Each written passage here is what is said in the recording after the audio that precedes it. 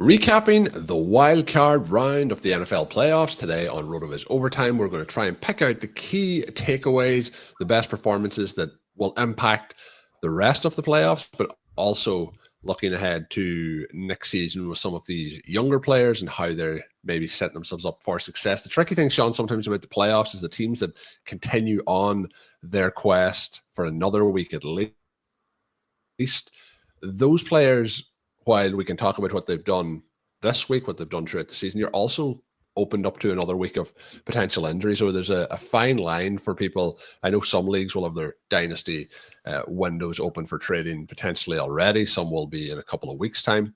But you're set up for excitement, but also things could go in a negative direction. Hopefully that isn't the case. We did see quite a few injuries across the board this weekend. I think, Shawn, there's only one place to kick off. We talked about this player a lot throughout the course of the season. I mentioned, I think 2 weeks ago, that I had kind of almost vetoed myself from talking about him too often when we did our Monday recap shows. But this is a Monday recap that we have to talk about Jayden Daniels, the Washington Commanders winning on the road against the Buccaneers 23-20 in this one. They do have the fourth quarter comeback. A very aggressive performance overall by the Commanders. I feel like it was a decision that they made that, we're going to go for it in fourth down. If it's less than 4th and 4, we're going to go for it in most scenarios throughout the game, because they did go for it early in it. They go for it rather than settle for the field goal. In the first quarter, they failed to convert. That was one where I thought when it was that early in the game, maybe they would go for the field goal, but they weren't aggressive. But in the second quarter, they were able to convert, and that led to Dynami Brown's touchdown. It was a 9-minute drive by the end of all the things, but they went for fourth down in the third quarter. They went for fourth down for the touchdown to Terry McLaurin. So they were very, very aggressive throughout the game. But I thought, as a rookie in a playoff situation like this, Jayden Daniels' performance with the 2 touchdowns, 268, and then converting on those fourth downs, added 36 rushing yards. I thought he potentially could have had more rushing, but did lead the team in rushing. But Shawn, we've talked about this team not having a huge amount of talent around McLaurin. Again, gets it done in a relatively tough environment against a good. I thought they maybe had overachieved so far this season with the Buccaneers, but a difficult team to go and beat. So they get the win, they advance. McLaurin looks strong. Daniels look great. Dynami Brown, Shawn, has kind of come on a little bit here down the stretch. He was a player that was on our roster a couple of years back when we ended up being second overall in the FFPC Best Ball Tournament. We were hoping maybe we would have got something out of him at that point. We didn't. But he has a big night here where he gets in the end zone, as I mentioned, with that touchdown earlier. But in the last couple of weeks, Shawn, he has pretty much had all the success that he has had for the entire season. On the year, 30 receptions and 1 touchdown, just a 308 receiving yards. So not a lot to get overly excited about. But over the last 5 games, he had 4 receptions, 3 receptions, 4 receptions, 3 receptions, 5 this week for 89 yards and a touchdown. But over those previous weeks, much more than he was seeing previously. Is there still a little bit of hope here for the 25-year-old Dynami Brown, or can we just move on and talk about Jayden Daniels? Yeah, no, I mean, there's always hope when you put up a 589-1 in the playoffs. He's someone who was dynamic in college, is fairly athletic. The Commanders need weapons. One of the most impressive things about what Jayden Daniels has done this season is that, I mean, he's made Terry McLaurin into a superstar, but this is not a team with a lot of weapons around him. If you gave him some weapons, I mean, goodness gracious, it's almost impossible to imagine what he would accomplish. You think 5, 6, 7 years down the line, when he's at the same place that Lamar Jackson is now, and if the team is built out around him the way Baltimore has done for Lamar Jackson, I mean, you feel like he'd be doing what Jackson is doing plus. So we'll see if that ends up being the arc. We'll also see what he does going forward in the playoffs. I was certainly thinking that from the Lions' perspective, they are so dominant They were so much better than the rest of the NFC that the one thing you probably really don't want is this game against a player like Jayden Daniels, who's so unique. We saw again this weekend in Broncos Bills that you can put Josh Allen in third and long over and over and over. You can get him into some fourth downs, and he is still going to make some extraordinary plays in those moments. You contrast that with playing a Sam Darnold type of player. Yes, the Vikings are a lot better than the Commanders.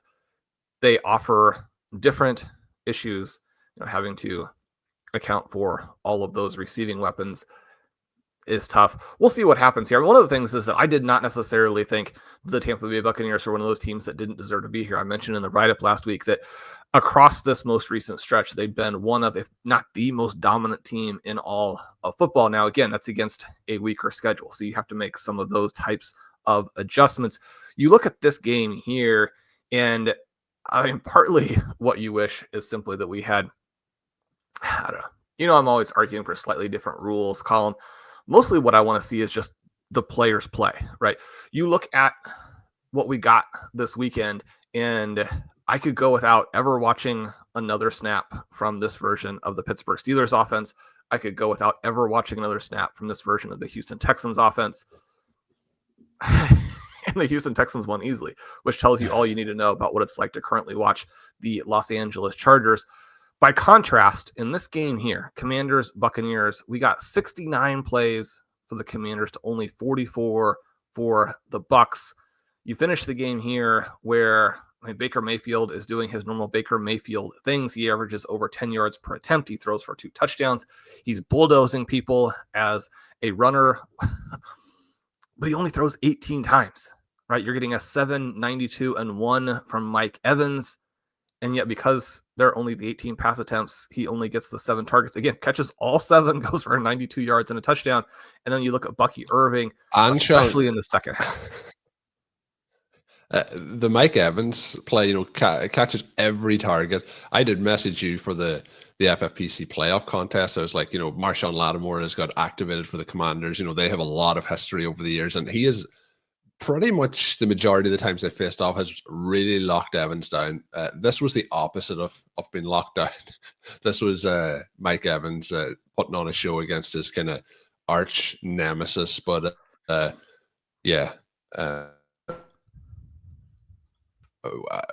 we swapped out more Mike Evans on some of these playoff contest rosters based on that, Shawn, than we should have.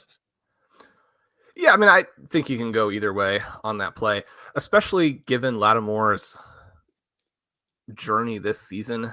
I certainly wouldn't be scared of him. And again, I mean, you can certainly say that in retrospect. I mean, he's bailed out of giving up like a 200-yard game simply because the Buccaneers don't have the ball in this one. I mean, the matchups do matter. It's one of the reasons we talk a lot about the passing matchup rater. It's one of the reasons that the PMR is such an advantage for RotoViz subscribers. And yet you have to understand there are 2 great players here. It's not just the one. If one of the great players has gotten the advantage in the past, that certainly doesn't mean that he's going to going forward. You expect the receivers to win at times. The legend of the shutdown corners is certainly that they can go out and they can even do it against the stars, but they're not going to always do it. And it didn't happen here. We had Lattimore begging for some penalties that mostly just seemed like him being frustrated that he was getting overmatched in this game. Mike Evans, even at his age, even with all of these years in him, is still an unstoppable force. Bucky Irving was pretty close. One of the things that was weird in this game is that they did go through a little stretch where they swapped him out for Rashad White. Now, White only ends up with 1 carry, so not really anything to complain too much about there. One of the situations was more in a 2-minute drive. Irving, not that dynamic in the first half, but looked extraordinary in the second half. He does get that receiving touchdown as well on a beautifully designed play. On the Buccaneers side, your heart kind of goes out to them.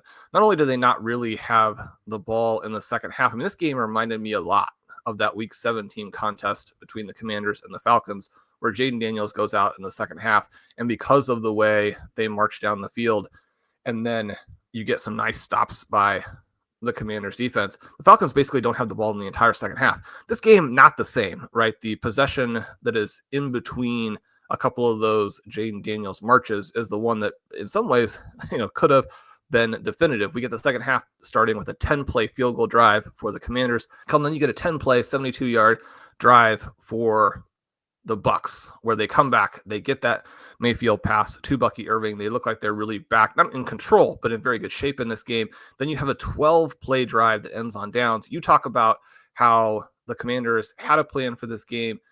They were gutsier than the Bucs in these key moments. They don't get it there, but then one of two back-breaking plays for the Bucs.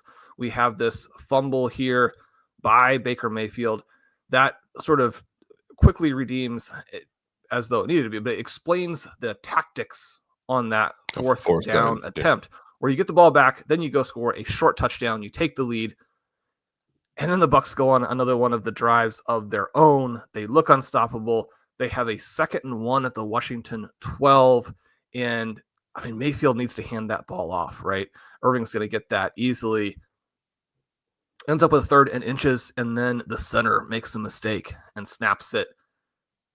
Too early. Out of rhythm with the rest of the offensive line. And even though you have an inches play, when only one player on the offensive line is moving, you get great defensive penetration. They get the stop, they get the field goal, and that column is the end. Because you give Jayden Daniels the ball back in that situation, the game is going to end with him and the Washington Commanders scoring as time expires. This was a fantastic game. You say that was game. It was almost not it, because they did doink it to get it over. It was quite dramatic for Gonzalez on that last kick to get the win. Everything in is better than everything else. So, it doesn't matter. Once it goes over, it doesn't matter how it gets there. That's true. We had the highly controversial Chiefs field goal off the upright somewhat recently, and yeah, you want that kick to go down the middle, but the fact of the matter in both situations is that it was a very high probability kick. This was a fantastic game, Colm, and the main thing you want in this game is just more plays, right? You want the rules to somehow allow these guys to have more opportunities. 8 drives for the Commanders, 7 drives for the Bucs. 7 drives. Let's come up with some rules that shorten all the Steelers games and some rules that allow other contestants to play a full actual NFL football game. Yeah.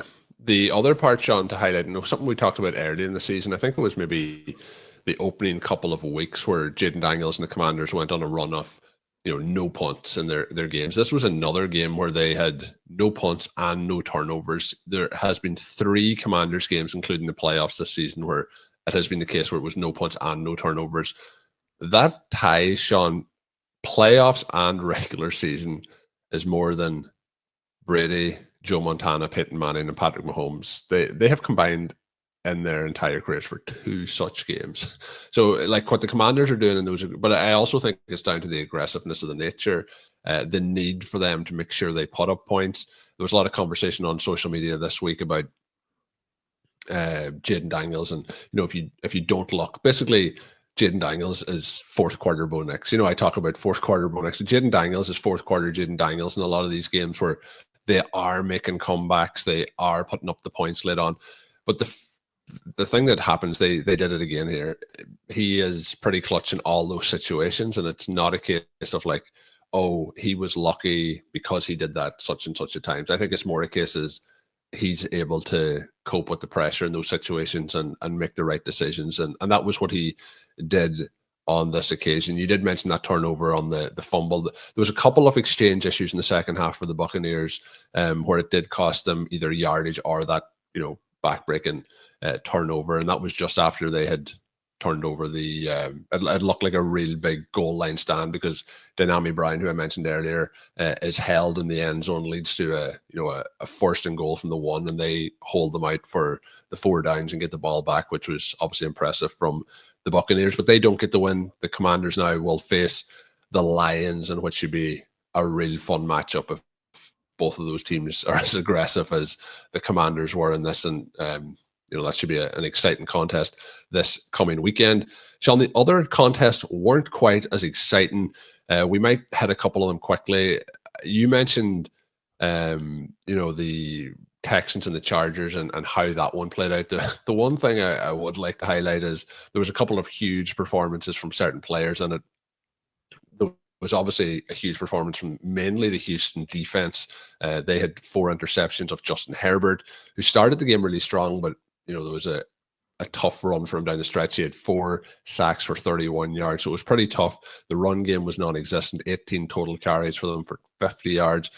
Lad McConkey, Shawn, this is kind of a ridiculous box score. 14 targets, 9 receptions, 197 and a touchdown, averaging 21.9 yards per reception. He did that 86-yard touchdown. But across the rest of the team, Shawn, nobody had more than 2 receptions. It was pretty much Lad McConkey being the entirety of the LA offense in this one. Nico Collins had 7 for 122 and a touchdown. He pretty much had the majority of the offense outside of Joe Mixon, with 106 and a touch for him on 25 carries.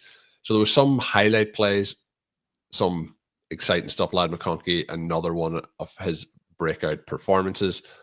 What are your takeaways, if any, from this outside of Nico Collins is quite good and Lad McConkey looks to be very exciting ahead of year 2? Yeah, sometimes you just get a game that is so crazy that the out of nowhere nature of Herbert throwing 4 interceptions when he threw 3 all season, right? Now, we know that Herbert had struggled a bit with some of the coordinators that Brandon Staley had employed. You get a more competent overall coaching staff this year, and they come out and they execute and they just do everything so professionally. And you can see, number one, the extreme arm talent of Herbert.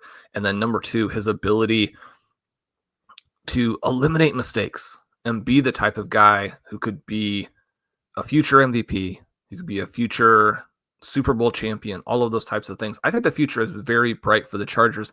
I think they were just here early in some ways.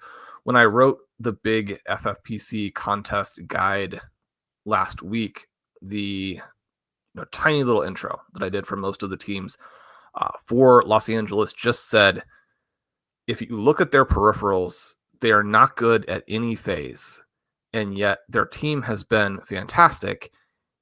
And that either suggests that the coaches, it suggests some coaching genius, which I do think it does, some leadership from Herbert, but also the possibility of quite a bit of weakness underneath that hasn't manifested yet. Colm, I don't know for sure that is even necessarily true, but if true, we got it manifesting in every possible way this weekend. You get all of the mistakes from Herbert. You get an offensive line that can't block at all. You have a running game that continues to be absolutely terrible.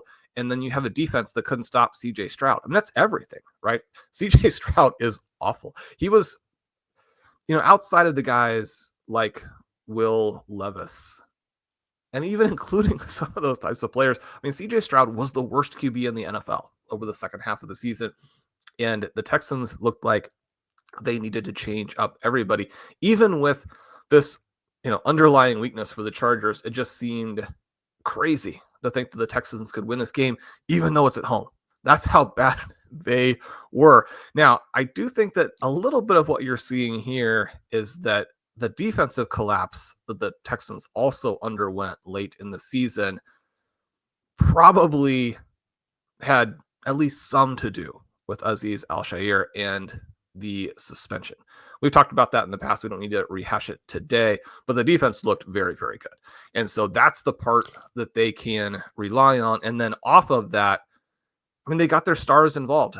Joe Mixon really didn't do much in this game until it was out of hand late. One of the things that was so weird here, when we talk about the Chargers defense and how it too just really isn't good at anything, right? Well, they struggled to stop CJ Stroud throughout the entire game.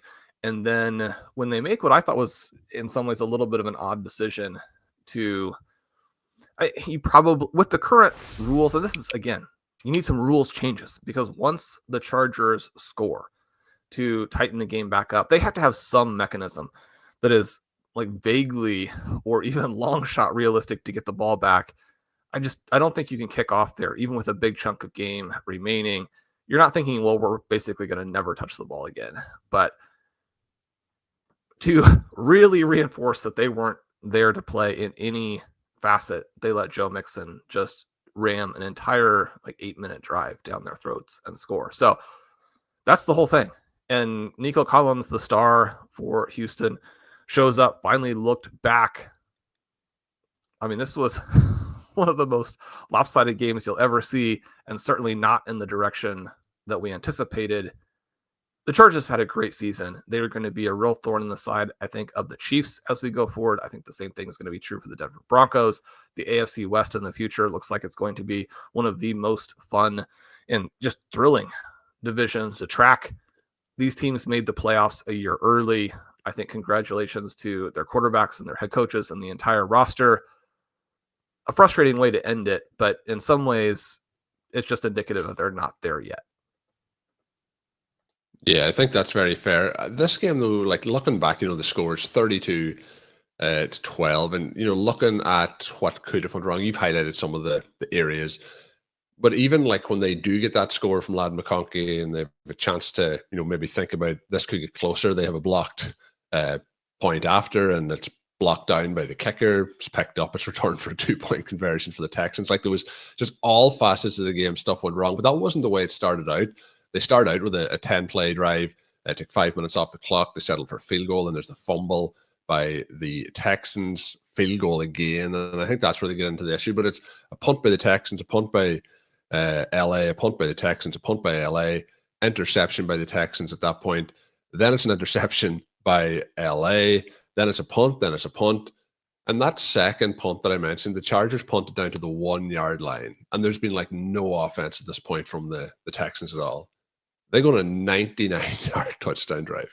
And then it kind of just in the second half got out of hand with the pick six, and it just all kind of went away from the Chargers. This was the one game that I got most wrong this week. And that obviously the result was what I thought. I thought the Chargers would come away with the win here. That wasn't the case. But this was one that I felt pretty confident about, but was wrong. But that's what happens when games get out of control from time to time. The game that I was most pleased, Shawn, with the conviction that I had heading into this weekend. I mean, Colm, was just that Washington again, game. And kind of underline where you were going with all that. I mean, I hammered the Chargers defense as well, but that was only after, as you mentioned, a huge number of easy stops, right? Even to where they start the second half and the Houston Texans come out. The first half. The first half felt like what we kind of envisioned going in. The Texans are struggling in offense, and they aren't really moving the ball very well. And they had the 99-yard drive. You can't take that away from them. They did get bailed out. The defense won this game rather than the offense. And their defense through a big chunk of the season was very good. And so we got to see that again here. It was certainly a game where even though they win, as a Chiefs fan, you're very excited because the Chargers seemed like they had a much, much, much higher chance to pull off the upside at Arrowhead Stadium. Now, those are famous last words. The Texans are like, well, watch what we're about to do. You can't throw all those picks as your Justin Herbert, but I do think that the thing that there early, where they take that field goal, they have a 3rd and 1 at the Houston 14 on the very first drive, hand off to J.K. Dobbins. He gets stuffed for -2 yards. Colm, we've reached the point where, you have to pick up short yardage plays, and it doesn't have to be with your quarterback. The Green Bay Packers used Tucker Kraft throughout their game to pick up these short yardage plays, and they didn't even look that good at it, really. You look at those plunges from Kraft, and unlike what you see with the Eagles, unlike what you see most of the time, for example, now with Josh Allen and the Bills, Kraft was stood up on multiple occasions and looks like he's going to be stopped. On one of those plays, he gained 8 yards. So having that play in your back pocket, because even if the initial stop is there, you have so much additional opportunity to pick it up, which is not the case for a running back who's contacted multiple yards in the backfield. I do think that we need to legislate this play out of the game because we don't really want everything to go in the direction that these teams are taking it. But if those are the rules, you have to evolve like the Packers are doing. You can't be one of these teams that doesn't pick up the 3rd and short and then kicks field goals. It changes everything about the rest of the game.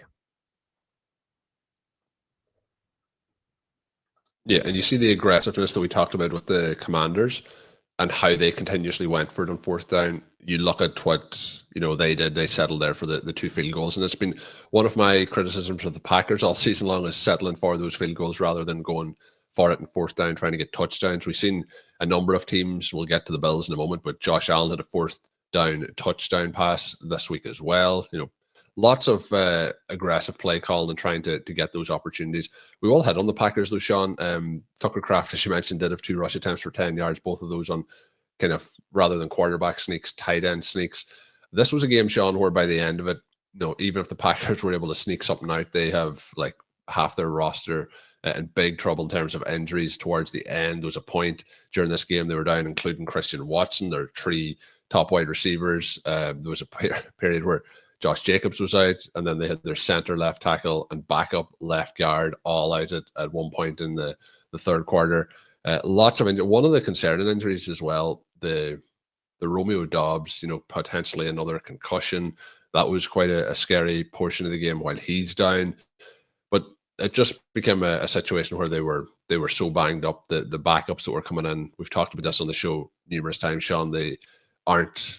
The starters for the Packers at wide receiver may not be at the talent required, but the backups then I think certainly are not. We get, like, for example, at the end, there's the 4th down attempt to Heath, who, kicks his 2nd foot down out of bounds, which, there's just certain things that you can't do. The Packers also give up the touchdown to Dallas Goedert, which we've seen a couple of plays. We'll get to the Bills too. I did think the Curtis Samuel touchdown was another one of these, like, just where it's like, unacceptable defensive play to give up plays of this variety. Derrick Henry had a great rushing touchdown as well in the Ravens game, but the angles, we've talked about this a few times over the course of the season, the angles of some of the defensive backs to try and make plays at a substandard level. But Shawn, the Packers lose this one. I don't want to get into a rant. I thought the officiating towards the Eagles was very favorable in this one. As a Packers fan, I will hold my hands up and say that. I don't know your call on the fumble and the Eagles recovery for the opening touchdown that goes to Dodson, but that, in my opinion, was a clear recovery by the Packers. I thought it was a helmet-to-helmet hit as well before the fumble. So the Packers get into a 7-0 hole early on in this one. They make far too many mistakes though throughout the course of the contest to really realistically challenge the Eagles. But I do think if you don't go into that 7-0 hole at the start, the teams are quite balanced throughout the rest of it. And I think that you have a different dynamic of how you try and play the game. I do want to highlight Josh Jacobs as well. He had a 31-yard run, Shawn, in the 3rd quarter. That was he was kind of one of the only bright spots here for the Packers in terms of what they were doing offensively. I had multiple notes down of just get the ball to Jayden Reed. Unfortunately, when he got his 4th reception, he did hurt his shoulder, was out for the rest of the game. So the Packers lose, Shawn. I was very disappointed by the outcome of the game, but that's kind of one of those games where it got away from them. They didn't play well, and they were undermanned by the end of it. On the Eagles side, the score at the end is actually closer than it could have been. Saquon Barkley breaks off a run right at the end of it. He slides down pretty quickly, but he could have took that one all the way to the house for another touchdown.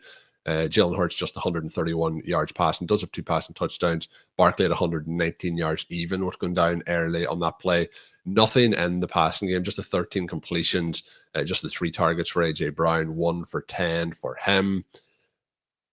What were your thoughts on this game? Was it a really, I would imagine as a neutral observer, an ugly contest overall? Hit me with your thoughts though on that fumble on the opening kickoff.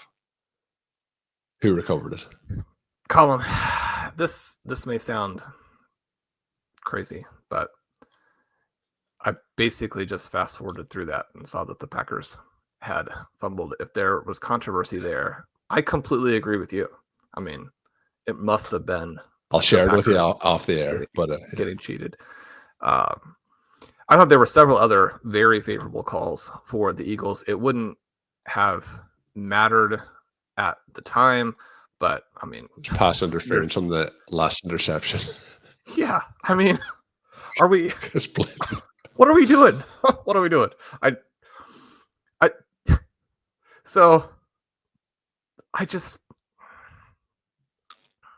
Colm, my respect level for corners, for defensive backs, I mean, at the one hand, it's extraordinarily high because they have the responsibility for covering some of the world's greatest athletes in situations where a Justin Jefferson knows where he's going. You don't, and you have to somehow cover him. But, I mean, these guys are also the soccer players who go down when someone swipes a foot anywhere close to them and then writhe on the ground for 15 minutes, acting like they suffered the worst foul of all time. Colm, listeners will know that we're not rooting for Russell Wilson, and sort of by extension, we're not really rooting for George Pickens. When he gives a little touch on the shoulder to the defensive back there, and that guy, as he's falling down because he lost his own balance, is pointing at the ref to say, bail me out, call the offensive pass interference. And then you contrast that with the defensive back in the interception at the end, taking the Packers player, tackling him, and then throwing him out the back of the end zone. You're like, I mean, again, what are we doing? Let the receivers play. If you're going to let the defensive backs play, let the receivers play. It's flagrantly ridiculous. There was another missed pass interference on the Eagles in this game that would have made a difference. I mean, nothing is going to make a difference when Jordan Love is throwing all of these picks and you've built a team that doesn't have the dynamism from last year. I've been very frustrated with the Packers all season. I don't think that they played the season to win the Super Bowl. They seem like they played the season to go 11-6 and lose in the first round of the playoffs. If you're as talented as they are, that's pretty disappointing. But at the same time, I do think it just goes right back to that first game of the year where Jordan Love gets hurt. I think that changed the entire season for them. It's really unfortunate because their defense has been fantastic. To them, the defense held them in this game. Like the numbers I mentioned there for the Eagles and how they had no explosive real plays. The Packers defense was very good again in this one. The offense just wasn't. Yeah, I mean, if the Eagles play a legitimate playoff team, if they play the Commanders or the Bucks, for example, I think they get just blown out of this game. I mean, probably not blown out. I mean, their defense is good as well. You can rely to an extent on Saquon Barkley, but as you pointed, I mean, Barkley was completely corralled in this game. My concern going in for this one is that it should have been sort of the premium game of the weekend, but with Jordan Love having the different injury issues, with Jalen Hurts coming off the concussion and having very little time to practice, and having not played that well over the second half of the season, even when he was in form, I mean, you're looking at this game that should feature two elite defenses, Jalen Hurts versus Jordan Love, lots of playmakers on both sides, but that's not really what we got, right? And Jalen Hurts is just absolutely terrible right now, and A.J. Brown probably limited, but one catch for 10 yards. The Eagles are going to have real problems with whichever team emerges from the Monday night game. If they don't play significantly better next week, they're going to be done. Yeah, I feel the same way about that. Finishing up, Shawn, we're going to go through these last two games pretty quickly. The Ravens handled the Steelers with as much ease, I think, as we anticipated them doing so. They kept them at arm's length the entire time. Lamar Jackson looked good again, 2 passing touchdowns for him. Also the 81 yards on the ground. Derrick Henry, Shawn, 186 on 26 attempts and 2 rushing touchdowns going his way. Not a huge amount across the board in the passing game, very spread throughout. There was obviously no Zay Flowers in this one, But Derrick Henry, Lamar Jackson get the job done. The Steelers did have the 2 touchdowns obviously going their way, but this was more of what we've seen from the Steelers, very inconsistent play, runs not working, passes not working, passes behind the line of scrimmage, and then, some deep plays. So they do have a 37-yard completion to Mike Williams, 30-yard completion to Van Jefferson, 36 yards to George Pickens, 25 yards to Calvin Austin. But that's kind of like stop, start, stop, start, stop, start. Eventually we hit on one of those. And rather than in previous games where they may have settled for field goals, and these they did get 2 of them into the end zone. And that was the way the game finished up, but very comfortable for the Ravens. I think we get the Ravens and the Bills this week. I think it's going to be extremely entertaining and exciting to see how that one does play out. But I think maybe I'll pair the 2 games together and let you give your thoughts maybe ahead to that game. The Broncos, Shawn, come out and they hit the deep touchdown to Troy Franklin. Amazingly, it is a connection. It isn't an overthrow and slightly ball. It isn't a drop ball. It's a touchdown to Troy Franklin from Bo Nix for 43 yards. They start off, look very good at that point, but that was the only points they scored in the entire game. The Bills slowly progressed their way into it. 2 passing touchdowns for Josh Allen. James Cook, 120 yards on the ground, 1 touchdown for him. And then, you get the 46 yards from Josh Allen as he continues to extend those plays and be able to move the chains.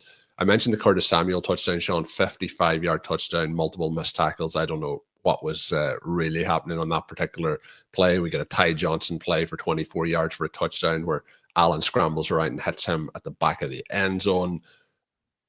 Just in the end up, the Bills much, much too good for the Broncos. Some things for the Broncos that were positive, but this was one where just the Bills were much too good for them in this situation. Those 2 games, Shawn, basically we were waiting for the Bills and the Ravens to come through and play this week. That's exactly what happened. They both won very comfortably in the end. Any thoughts from those 2 games?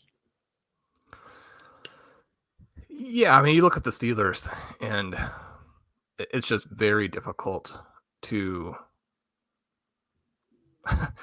understand how Arthur Smith could be considered for even keeping the job that he has, much less any other jobs. They're down 21-0 at halftime. This was never a competitive game. If you're going to pull out some of these successful deep shots when you're out of the game, that's non-competitive, right? I also thought it was a really bad call. And in some ways, you could argue that their second half success against the Baltimore offense, maybe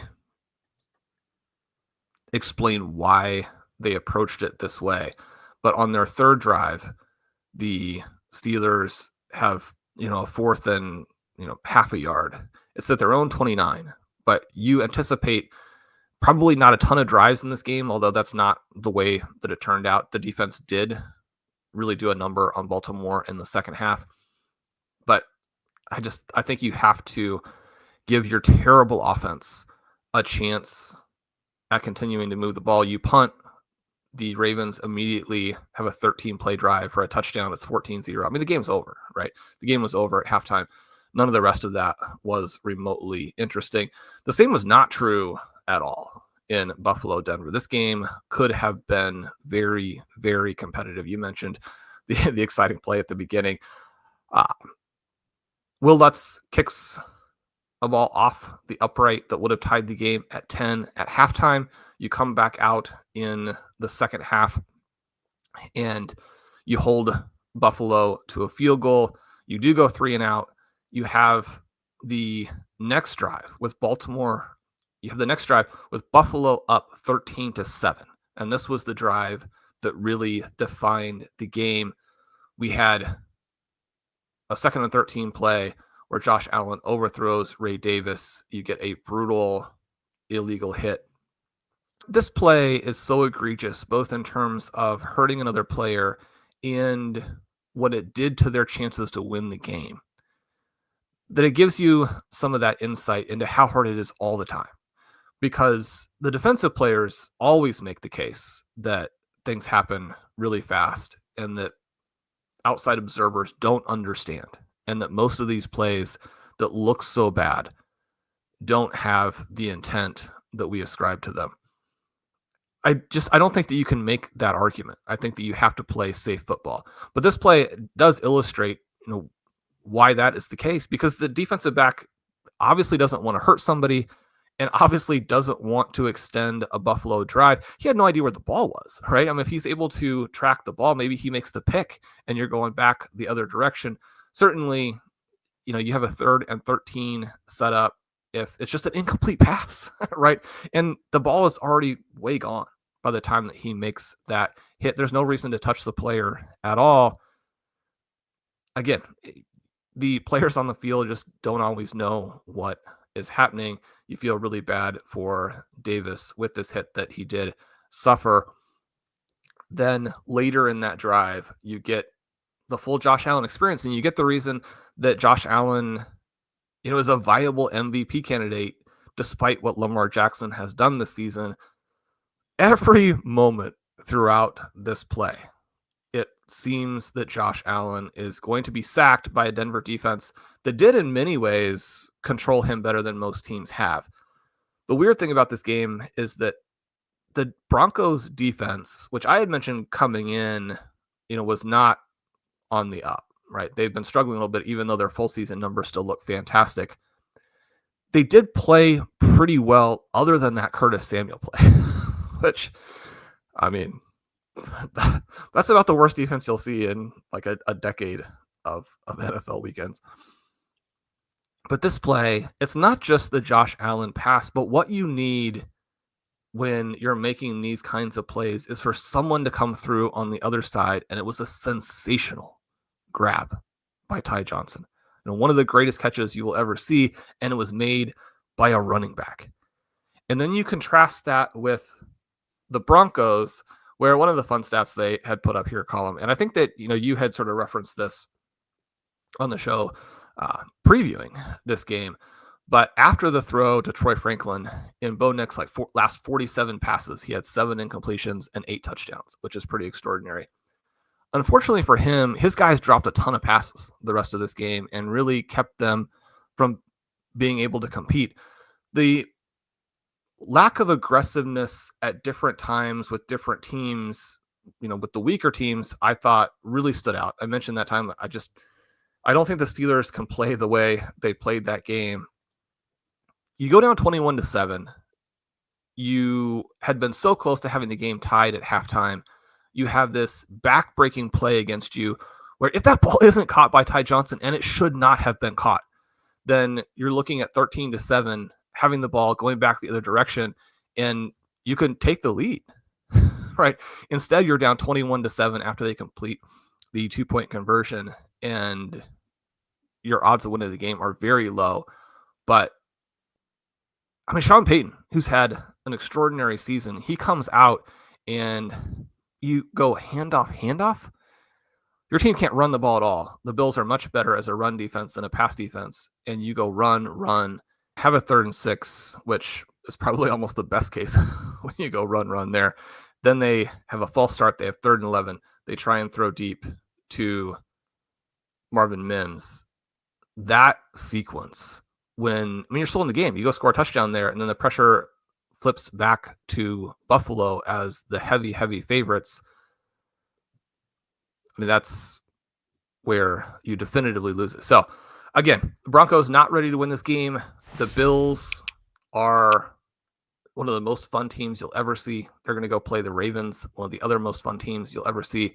This is an AFC semifinal matchup for the history books. I think a lot of folks are going to see this game as the true Super Bowl if the team that wins it goes on to win the championship. Yeah, it's going to be very exciting. I'm really looking forward to it. There's obviously a number of matches. Every time you get into the playoffs, the different scenarios and what could happen piques your interest. The other part, Shawn, in that game, all things considered of how it went, we did have a fake punt in this game where, we did see some aggressive play calling from Sean Payton and the Broncos. They do miss that 50-yard field goal just as time expired for the half, which would have put it to 10-10 at halftime. Maybe it's a different picture then, but yeah, the Bills just in the end, they're far too strong. They were 8-0 in the regular season. They're now 9-0, obviously, if you factor in the playoffs. Will they go to 10-0 as they face off the Ravens this week. We will see. But that is where we're going to end the recap here on the Monday edition of RotoViz OT. Hopefully you've enjoyed listening in. My name is Colm Kelly. You can follow me on Twitter or Blue Sky at Overtime Ireland. You can check out all of Shawn's work up on rotoviz.com. And until we are back, have a good one.